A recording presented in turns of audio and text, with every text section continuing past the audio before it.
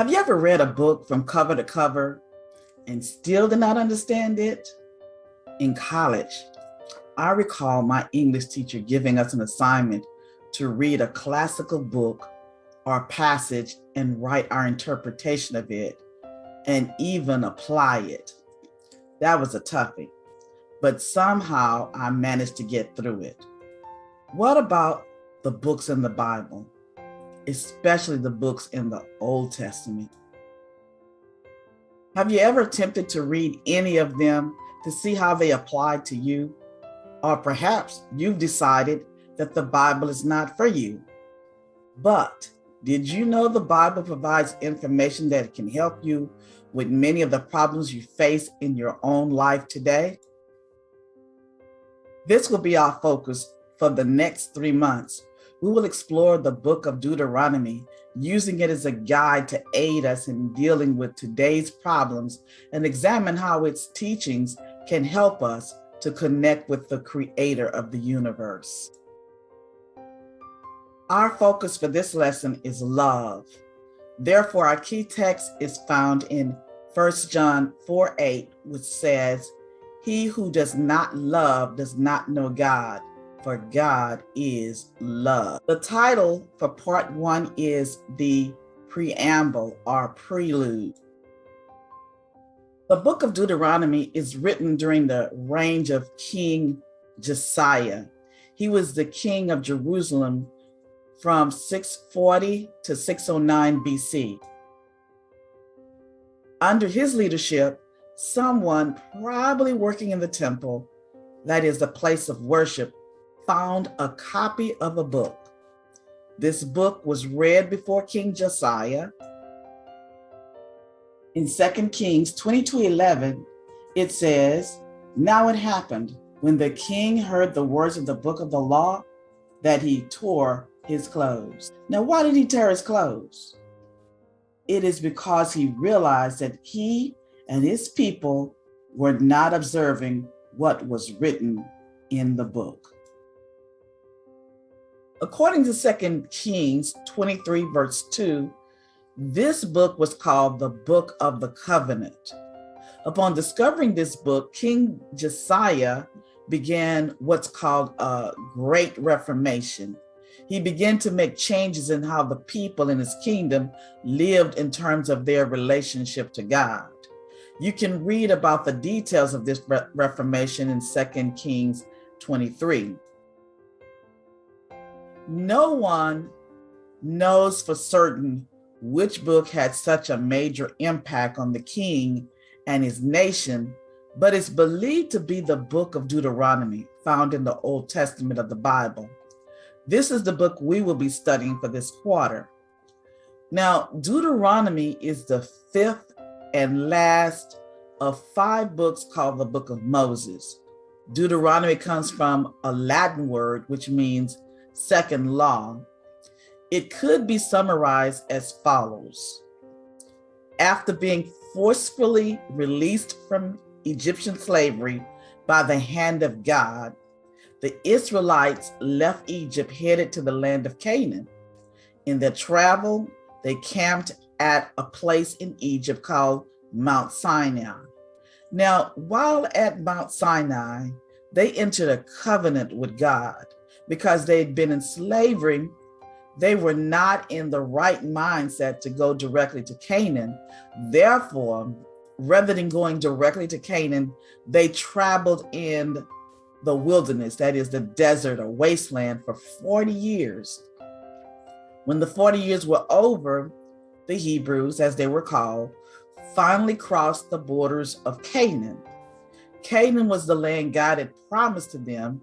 Hence, it was called the Promised Land. Before entering the Promised Land, Moses spoke to them in a series of speeches. The essence of those speeches was, "You are now about to enter the Promised Land. Finally, don't forget what the Lord has done for you.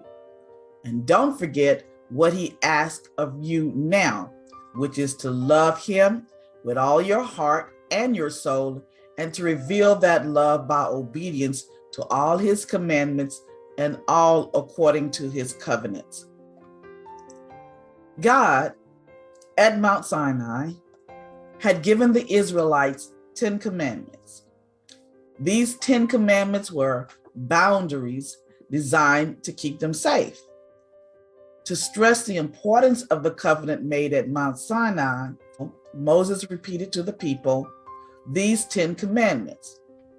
These commandments were the legal foundation of their obligation to their covenant agreement made with the Lord. This agreement had first been established with their fathers, and on the borders of Canaan, they reestablished that agreement. So what is the correlation of the children of Israel on the borders of the Promised Land as where we stand today? We're right on the borders of the ultimate Promised Land. Different from the land of Canaan, we are promised a far better land.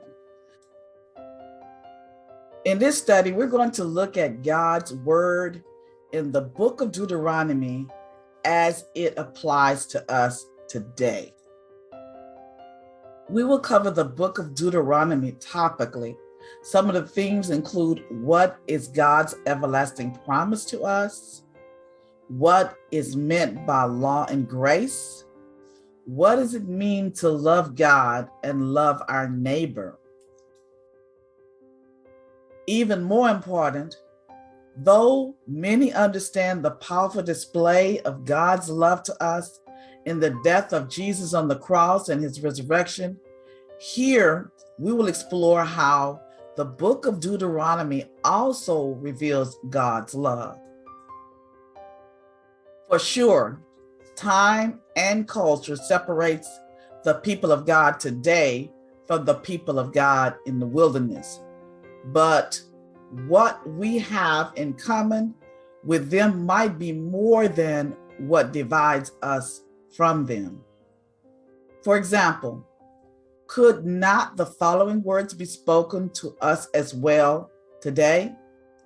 Surely, I taught you statutes and judgments, just as the Lord my God commanded me, that you should act according to them in the land which you go to possess. Therefore, be careful to observe them, for this is your wisdom and your understanding in the sight of the peoples who will hear all these statutes and say, surely this great nation is a wise and understanding people.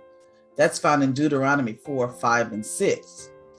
So what is this saying? The main point here is their wisdom and their understanding before the nations did not come from the laws themselves, but from the obedience to those laws. As long as they stayed within the boundaries of the laws and statutes that God had provided, they would find great success. Certainly, there's a message for us here.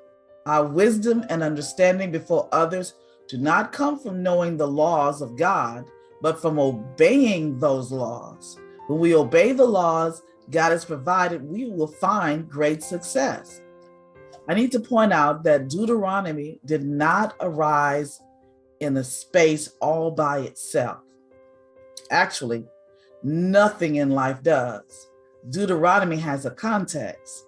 As you will know that the context, like anything you read, plays an important role in understanding the meaning and purpose of the book. A lot of history came before the book of Deuteronomy, and that history explains the circumstances of the book itself and the circumstances of the world and the environment that created the context. Just as it would be hard to understand the purpose and function of a computer mouse outside the computer, it would be hard to understand the book of Deuteronomy, especially as it relates to our day, without understanding the context in which it's written. This lesson on the book of Deuteronomy is not a comprehensive or exhaustive lesson. It will instead focus on the highlights with the intent of helping us to see the context needed to understand its relation to us in terms of present truth. That is truth as it relates to us today. One of the crucial issues in life is to find love. What does it mean to love? To set up the context of Deuteronomy, we will discuss this in part 2, the title, Love to be Loved. Check it out.